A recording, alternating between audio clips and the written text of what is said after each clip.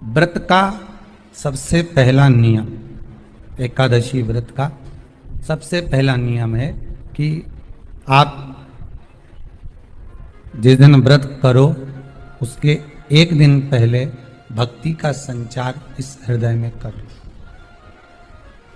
भक्ति का संचार इस हृदय में कर लीजिए। जिस दिन आप व्रत करो, जैसे एकादशी का व्रत कर रहे हो तो दशमी के दिन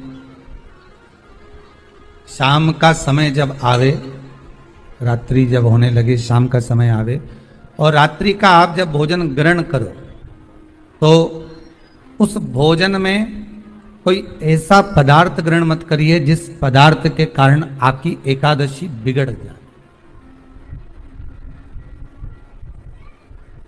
एकादशी का दूसरा नियम बहुत ध्यान से सुनिएगा।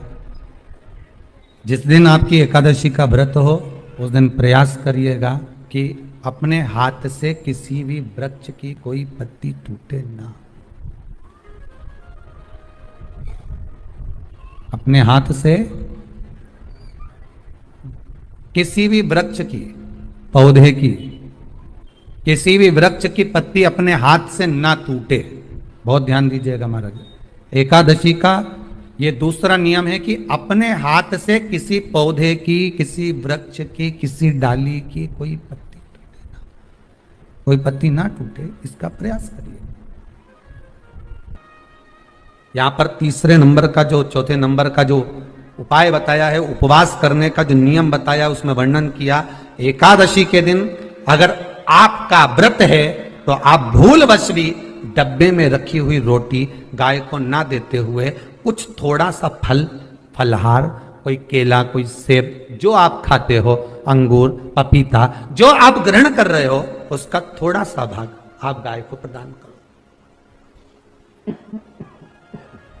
आप गाय को दीजिए।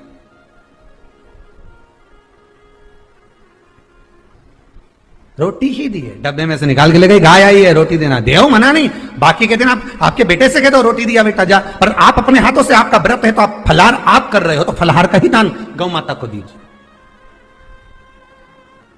पांचवा वर्णन किया चतुर्थ भाव में, बन सके जितना एकादशी के दिन भगवान का ओम नमो भगवते वासुदेवाय का जाप करें या अपने गुरु मंत्र का स्मरण करें, या जो मंत्र आपके हृदय में समाहित हो, श्री शिवाय नमस्तुभ्यम, ओम नमः शिवाय, राम कृष्ण शिव, जो मन पड़े उसका भजन करें, पर दिल से करें। जितनी देर करते बने उतना देर करें। माला पकड़ने की भी जरूरत नहीं कि माला पकड़ के बैठता हूं तो घटकी जिब्या से जप लो नहीं, जी वही उतना में ही पूरा हो जाए, वही बहुत। महाराज पांचवा नियम कहा, जिस दिन आपका व्रत रहे किसी निंदक से बात ना करें। निंदक जानते हो? भाई दूज के दिन, दिवाली की जो भाई दूज होती है ना, होली दिवाली की जो दूज होती है, उनमें ऐसा गोबर का भाई दूज बनाते हैं और पास में एक चुगलखोर भी बना है और चुगलखोर के ऊपर ऐसा भाटा धर दें, एक पत्थर। अब तुम्हारे उधर रखे कि नहीं रखे हमें नहीं मालूम रहे हो, जितने आस्था पे सुन रहे हो, पर हमारे इधर तो ऐसा रहता है, गोबर का भाई बहन बनाए और उसकी पूजन करे, उसके पास में एक गोबर का चुगल चोर भी बनाए, उसके ऊपर बाटा धर। कथा वर्णन कर रही है, निंदक से बात ना करें। मान लो किसी ने आकर आपको निंदा कर भी दी तो तुरंत सूर्य नारायण भगवान का दर्शन करें और 3 बार उनका दर्शन कर कर नेत्र बंद करें, तब जाकर वो निंदा जो अंदर गई है, अंदर पवित्रता प्रदान करेगी, तब जाकर एकादशी का व्रत लगेगा। पहले तो प्रयास करो, अगर जो निंदा करने आता है ना तो उसको उस दिन एकादशी वाले दिन दरवाजे पे लिख दो कि चुगल चोर।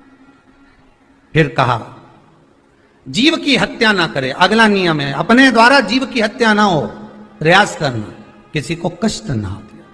18 नियम में से एक नियम और, प्रयास करिएगा एकादशी जब भी करें तो द्वादशी से जुड़ी हुई करें, दशमी से जुड़ी हुई एकादशी कम करें। जो वैष्णवों की एकादशी कौन सी होती है? जो एकादशी द्वादशी से जुड़ी हो, दशमी से नहीं। दसवीं से जुड़ी हुई एकादशी व्रत कहलाती है और द्वादशी से जुड़ी हुई एकादशी पुण्य फल प्रदान कर कर वैष्णवों को भगवान के चरण में छोड़ आती है। इसलिए एकादशी द्वादशी से जुड़ी हुई होना चाहिए। वैष्णव एकादशी। फिर अगला वर्णन किया गया महाराज, शास्त्र कहता है, अगला वर्णन जो किया गया उसमें बताया, प्रयास करें जिस दिन एकादशी हो उस दिन घर में बुआरी झाड़ू आदि जो लगती है वो दूसरा लगा लें। क्यों? उसका वर्णन है, अगर आप बुआरी लगाएंगे, झाड़ू लगाएंगे, पोछा लगाएंगे तो हो सकता है कोई जीव आपके हाथ के द्वारा मर जाए। अब एक बार ये कथा हमने काशी में कह दी थी। क्या करोगे? सारे व्रतों में केवल एक व्रत ऐसा होता है एकादशी का जिसका उद्यापन पहली एकादशी पर भी कर सकते हो। सारे उद्यापन में केवल एक उद्यापन ऐसा होता है, सारे व्रतों में एक व्रत का उद्यापन ऐसा होता है, वो है एकादशी का। ये जरूरी नहीं कि 26 पूरी होगी तभी तुम करोगे, या तो पहली में ही कर लो या फिर 26 पूरी हो तब कर। पर उद्यापन, अगर तुमको ऐसा लगे कि हाँ मैं अभी तो जीऊंगी हो, अभी तुम्हारा बाल भी धोला नहीं हुआ, तुमको ऐसा लगे तो अभी तुम्हें तो बढ़िया, तो पहली पर करने से क्या फल मिलेगा? तो एकादशी की नियमावली कहती है, अगर मान लो आपने पहली एकादशी पर भी उद्यापन कर लिया, इसके बाद में जितनी एकादशी करोगे वो सारी तुम्हारे खाते में जुड़ती जाएगी। मतलब बैंक में खाता खोल लो, ठीक है? खाता खोल लिया, अब जितना कमाता जाओगे उसमें डालते जाओ, जितनी कमाई करके लाओगे उसमें जमा करते जाओ। एकादशी एक बार उद्यापन पहले में भी हो गया तो बाकी का पुण्य तुम्हारे खाते में आ जाएगा, उसका पुण्य।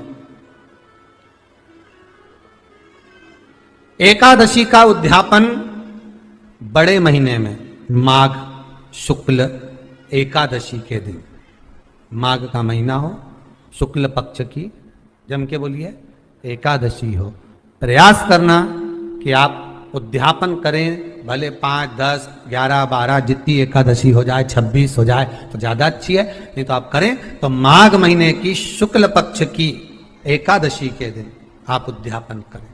प्रयास रखें, प्रयास। बड़े महीने के अंतर्गत जो उद्यापन, हाँ चतुर्मास के अंतर्गत उद्यापन नहीं होता एकादशी का, बहुत ध्यान दीजिए तुम्हारा। ये जो सावन भादो कुंवर कार्तिक जो 4 महीना होते हैं भगवान के शयन करने के, इसके अंतर्गत एकादशी का उद्यापन नहीं होता, और इसके अंतर्गत उद्यापन करना भी नहीं चाहिए एकादशी हमारा। एकादशी का उद्यापन माघ महीने की शुक्ल पक्ष की एकादशी के दिन आप बहुत प्रेम से आनंद के साथ करिए महाराज। परंतु एकादशी के उद्यापन में सबसे ज्यादा अगर कुछ जरूरी होता है तो 24 तरह का नैवेद्य जरूरी होता है। कितने तरह का? 24 तरह का नैवेद्य। अब आप कहोगे गुरुजी उद्यापन हम कर रहे हैं एकादशी का, तो उसमें तो फलहार का हमें नैवेद्य बनाना चाहिए। तो फिर ये पुराण के अंतर्गत स्कंद पुराण में ये चीज लिखी है कि एकादशी का जब उद्यापन करते हैं तो 24 तरह का नैवेद्य बनाकर सिद्ध करते हैं। 24 तरह का नैवेद्य जान रख लेना, हलवा बना लो, खीर बना लो, पूड़ी बना लो, सब्जी बना लो, पकौड़ा बना लो, भजिया बना लो, ऐसे 24 तरह का नैवेद्य अलग अलग चाहिए। पर लोग क्या करते हैं, खोपरा पाक बनवा लेते हैं 1-2 किलो और 24 जगह रख देते हैं। स्वीकृत नहीं है।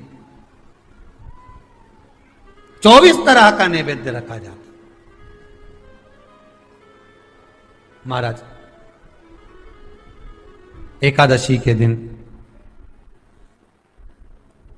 भगवान का पूजन का पूरी तैयारी कर कर मंडल आदि बनवाकर विद्वान ब्राह्मण को बुलाकर, कर्मकांडी ब्राह्मण को बुलाकर जो भगवत सेवा में एकादशी का उद्यापन कराए, उन ब्राह्मण के चरणों को नमन कर कर, प्रणाम कर कर एकादशी का पूजन करवाइए और उस मंडल की पूजन कराकर हवन द्वादशी को कराइए। एकादशी को हवन नहीं, एकादशी के उद्यापन का जो हवन होता है वो द्वादशी को। एकांत में रखा हुआ शिवलिंग, एकांत में रखे हुए शिव जी की पूजन 3 चीजें देती है। पहला, हमारी उम्र बढ़ाती है।